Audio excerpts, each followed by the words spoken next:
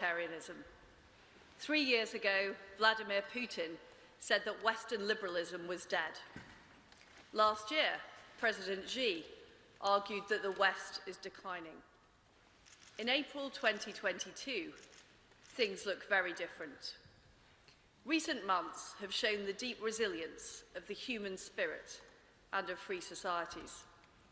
Faced with appalling barbarism and war crimes, which we'd hoped had been confined to history, the free world has united behind Ukraine in its brave fight for freedom and self-determination.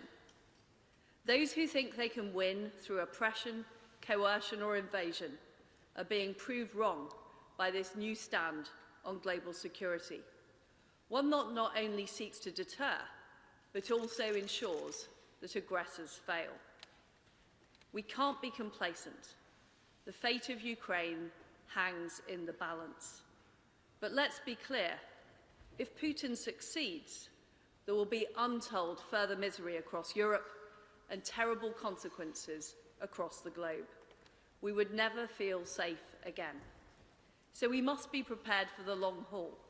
We've got to double down on our support for Ukraine, and we must follow through on the unity that we've shown in the crisis.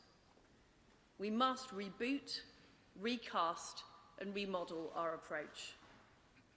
My vision is a world where free nations are assertive and in the ascendant, where freedom and democracy are strengthened through a network of economic and security partnerships, where aggressors are contained and forced to take a better path.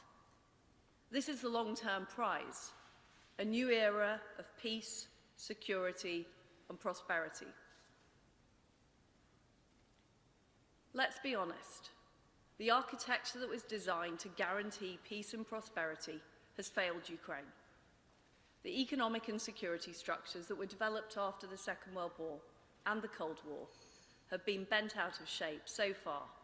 They have enabled rather than containing aggression. Russia is able to block any effective action at the UN Security Council. Putin sees his veto as a green light to barbarism. He's walked away from the NATO-Russia Founding Act and the Treaty on Conventional Armed Forces in Europe. He's violated multiple measures on arms control. The G20 can't function as an effective economic body while Russia remains at the table. The Soviet Union used to regularly use their UN veto, but for all the many evils that they inflicted, even they behaved with some kind of rationality on the world stage. They were able to stick to deals when they saw risks to strategic stability, as they did with the anti-ballistic missile treaty. They would de-escalate when they were confronted and called out, as with the Cuban Missile Crisis 60 years ago. And they had their eye on their global reputation. None of these factors apply to Putin. We're dealing with a desperate rogue operator with no interest in international mores. This is at a time when the world economy has never been more open to Russia. During the Cold War, Western allies fueled each other's prosperity, and we restricted flows of trade and investment and technology to the USSR. In the 1990s, these constraints were removed, but it didn't lead to the expected gains in economic openness and democracy. We took progress for granted instead of applying the necessary carrots and sticks. And leaders like Putin spurned the opportunity to change because they feared that they would lose control. Instead, they took the money from oil and gas and they used it to consolidate their power and to gain leverage abroad. Vandal, Dirk, Handel. The assumption that economic integration drives political change did not work. We now need a new approach, one that melds hard security and economic security, one that builds stronger global alliances and where free nations are more assertive and self-confident, one that recognises that geopolitics is back. Britain has always stood up to bullies. We've always been risk takers, so we are prepared to be bold, using our strength in security and diplomacy, our economic heft, and our will and agility to lead the way. We're already stepping up in Ukraine. The war in Ukraine is our war. It's everyone's war, because Ukraine's victory is a strategic imperative for all of us. Heavy weapons, tanks, aeroplanes, digging deep in our inventories, ramping up production. We need to do all of this.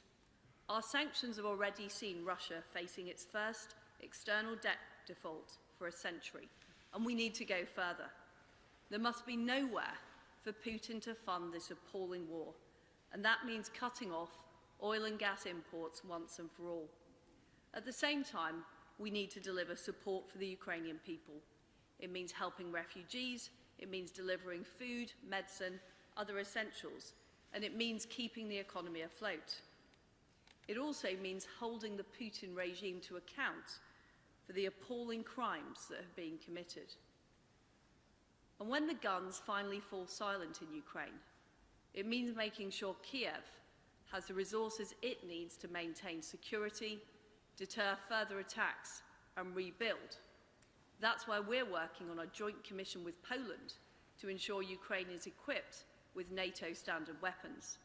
And it's why we're determined to work with the US, with the EU, and other allies on a new Marshall Plan for the country. Ukraine deserves nothing less than a landmark international effort to rebuild their towns and cities, regenerate their industries, and secure their freedom for the long term. We're doubling down. We will keep going further and faster to push Russia out of the whole of Ukraine. And this has to be a catalyst for wider change. We need to apply this tough stance to the threats that are emerging beyond Ukraine. Our approach is based on three areas: military strength, economic security, and deeper global alliances. Firstly, we need to strengthen our collective defence. In the words of President Zelensky, freedom must be better armed than tyranny. Ahead of the NATO summit in Madrid, we need to lift our sights. We have long argued that NATO needs to be flexible, agile, and integrated. The eastern flank must be strengthened, and we must support crucial states like Poland. That's why we're increasing our troop presence and we're deepening our defence cooperation. We also have to learn the lessons of Ukraine. The United Kingdom sent weapons and trained Ukrainian troops long before the war started. But the world should have done more to deter the invasion, and we will never make that same mistake again. Some argue that we shouldn't provide heavy weapons for fear of provoking something worse. But my view is that inaction would be the greatest provocation. This is a time for courage, not for caution. And we must ensure that alongside Ukraine, the Western Balkans and countries like Moldova and Georgia have the resilience and the capabilities to maintain their sovereignty and freedom.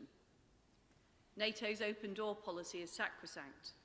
If Finland and Sweden choose to join in response to Russia's aggression, we must integrate them as soon as possible. And we reject the false choice between stronger traditional defence and modern capabilities. We need to defend ourselves against attacks in space and cyberspace, as well as by land, air and sea. We also reject the false choice between Euro-Atlantic security and Indo-Pacific security. In the modern world, we need both. We need a global NATO. By that, I don't mean extending the membership to those from other regions. I mean that NATO must have a global outlook, ready to tackle global threats. We need to preempt threats in the Indo-Pacific, working with our allies like Japan and Australia to ensure the Pacific is protected. And we must ensure that democracies like Taiwan are able to defend themselves. All of this will require resources. We're correcting a generation of underinvestment, and that's why the Prime Minister has announced the biggest investment in our armed forces since the Cold War. We recognise Russia as the most acute threat in our integrated review, adopting the same vigilance as NATO's eastern allies. Others are now stepping up as well, but we all need to go further. Spending 2% on defence must be a floor, not a ceiling. There is no substitute for hard military power backed by intelligence and diplomacy. Secondly, we need to recognise the growing role the economy plays in security. In the UK, we're now using all of our economic levers, trade, sanctions, investment and development policy in a much more assertive way. We recognise that growth from cheap gas and money siphoned from kleptocracies is growth built on sand. It's not the same as real sustained growth from higher productivity and greater innovation. Free trade and free markets are the most powerful engine of human progress. We will always champion economic freedom, but free trade must be fair, and that means playing by the rules. For too long, many have been naive about the geopolitical power of economics. Aggressors treat it as a tool of foreign policy, using patronage, investment, and debt as a means to exert control and coerce. They're ruthless in their approach. Our response won't mirror their malign tactics, but we will match them in our resolve. It's time to wise up. Access to the global economy must depend on playing by the rules, and there can be no more free passes. We're showing this in the Russia-Ukraine conflict. Russia's pass has been rescinded. We're hitting them with every element of economic policy. We've raised tariff on Russian goods, we've cut them off from WTO terms, we've banned their ships from our ports, we've banned their planes from our airports.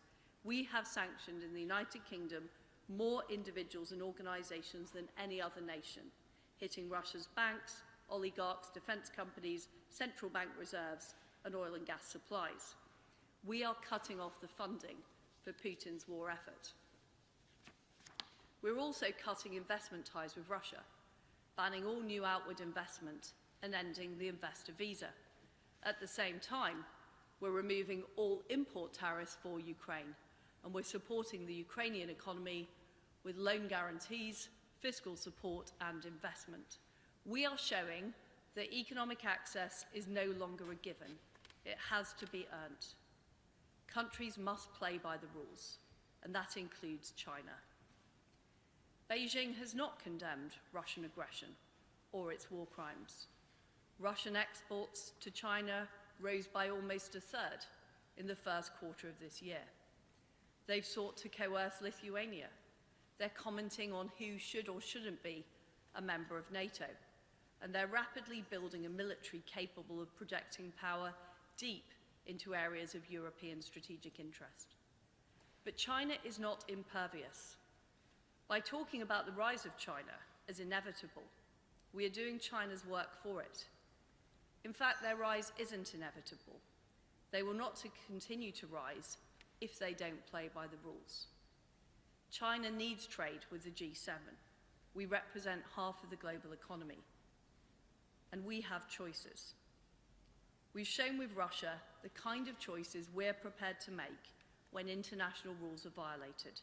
And we've shown that we're prepared to prioritise security and respect for sovereignty over short-term economic gain, not least because we know that the cost of not acting is higher. The fact is that most of the world does respect sovereignty. It's only a few pariahs and outliers that don't. So we're working more closely with our allies and friends, old and new. And the same assertive approach that can constrain our rivals can be a powerful driver of prosperity and security. That's why we're building new trade links, including work on free trade agreements with countries like India, Indonesia. We're joining the CPTPP. We're sharing our expertise in science and tech, signing new partnerships around the world. And we're providing a better offer on development with investment to low-income countries that comes without malign strings attached.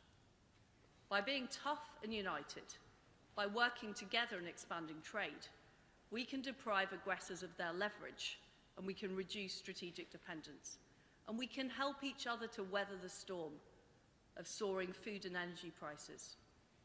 At the World Bank last week, we secured $170 billion to help low-income countries deal with these challenges.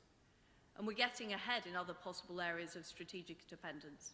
Whether it's minerals or rare earth metals, we're joining forces to prevent future problems before they emerge. This is how we will strengthen our shared economic security. That brings me on to the final point, which is that our prosperity and security must be built on a network of strong partnerships. This is what I've described as the network of liberty. The fundamental principle is that no matter the challenges, we should not turn inward and pursue autarky. We should reach out and embrace new partnerships, what the Dutch and others have called open autonomy.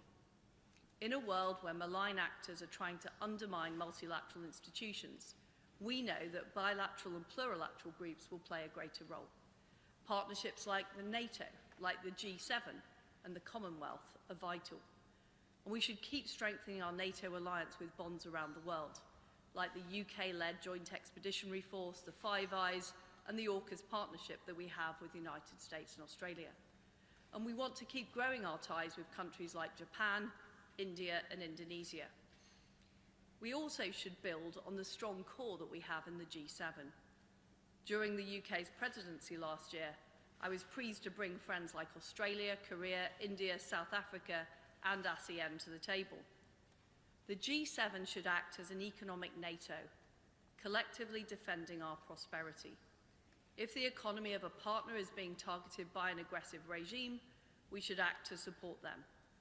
All for one and one for all. And to the 141 countries from all continents who voted to condemn Russia's action at the UN, I hear your voice. I share your outrage at Russia's illegal war, and I share your fundamental belief in sovereignty, in fair play, and the rule of law. So let's work together.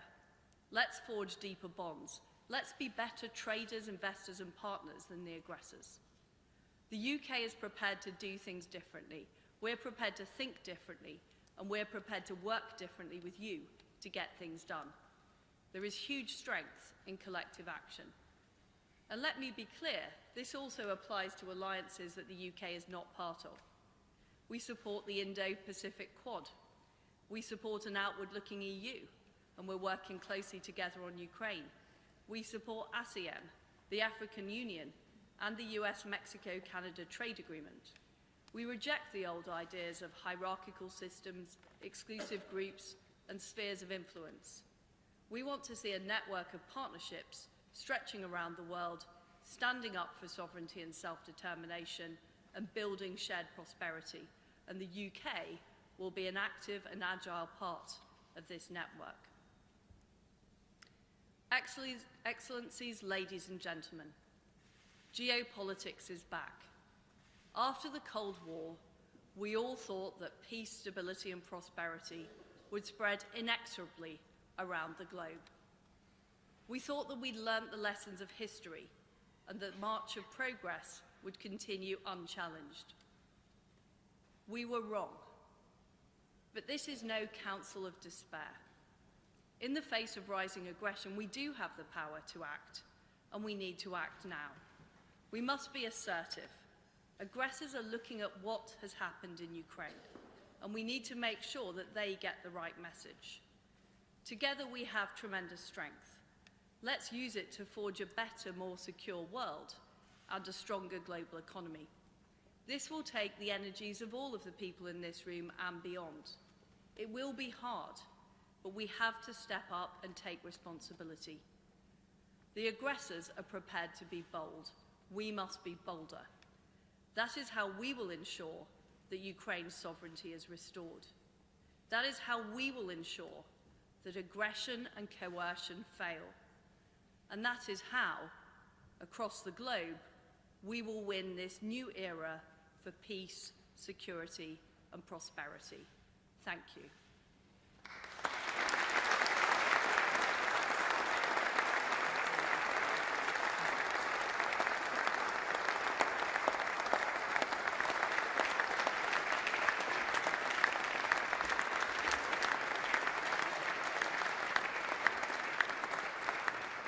Now, ladies and gentlemen, I invite you to join me in a toast to thank our hosts for this evening.